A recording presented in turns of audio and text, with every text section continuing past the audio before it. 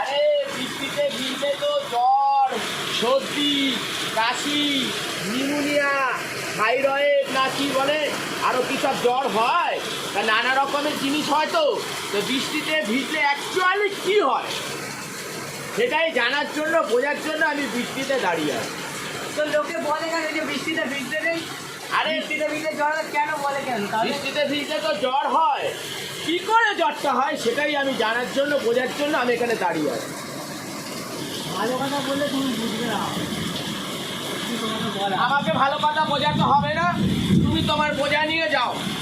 বৃষ্টিতে ভিজতে ফালতু জ্বর এসে আমাকে তোমার কেন বলে? হাপ!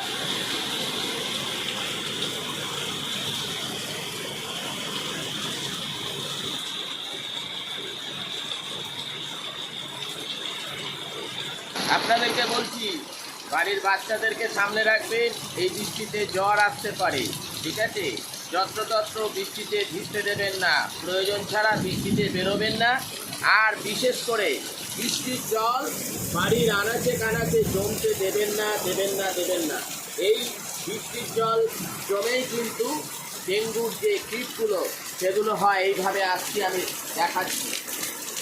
এই দেখুন, এই যে জলগুলো জমে থাকে, এই জমে যাওয়া জল ফেলে দেবেন, এইভাবে ফেলে দেবেন।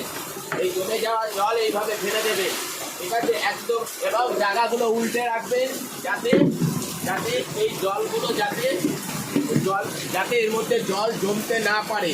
সব জায়গায় দেখে নেবেন বাড়ির আশেপাশে। ডেঙ্গু কিন্তু কোনো বিদেশ থেকে আসে না, আমাদের সমাজ থেকেই কিন্তু এই ডেঙ্গু, আমাদের বাড়ির আশেপাশে জায়গা থেকেই কিন্তু ডেঙ্গুর কীট, ডেঙ্গুর যে জীবাণুগুলো, ডেঙ্গুর যে পোকাগুলো, ডেঙ্গুর যে মশা, তা কিন্তু আমাদের এখান থেকেই তৈরি হয়। আমাদের নিজেদের অসতর্কতার জন্যই কিন্তু তৈরি হয়। আজকে দেখুন এখানে যেসব জল জমে আছে, এই জলগুলো যদি ওই দেখুন আমি উল্টে রেখেছি, এরকম বাড়ির আনাচে কানাচে যদি ছোট একখানা যদি ডাবের খোলাও থাকে, এই দেখুন এইটাতে, এটা তো জমতে পারে।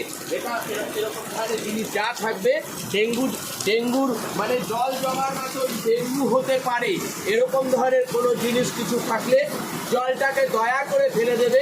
কেননা মশা একটা যদি একটুখানি কামড়ায়, অনেকে মারাও যায় এই ডেঙ্গুর জ্বরে। তাই আমি কমেডি শোমেন আপনাদেরকে বলছি, এই সময় ডেঙ্গুর আবহ চলে এসেছে, অতএব খুব সাবধানে থাকবে। জল জমতে দেওয়া যাবে না, নোংরা জলেই কিন্তু ডেঙ্গুর জীবাণু তৈরি হয়, ডেঙ্গুর পোকা তৈরি হয়, ডেঙ্গুর মশা তৈরি হয়। তাই খুব সাবধান, নিজে সাবধানে থাকুন এবং সমাজকে পরিষ্কার পরিচ্ছন্ন রাখুন। নিজেও সাবধানে থাকুন, অন্যকেও সাবধানে থাকার জন্য পরামর্শ দিন। নমস্কার।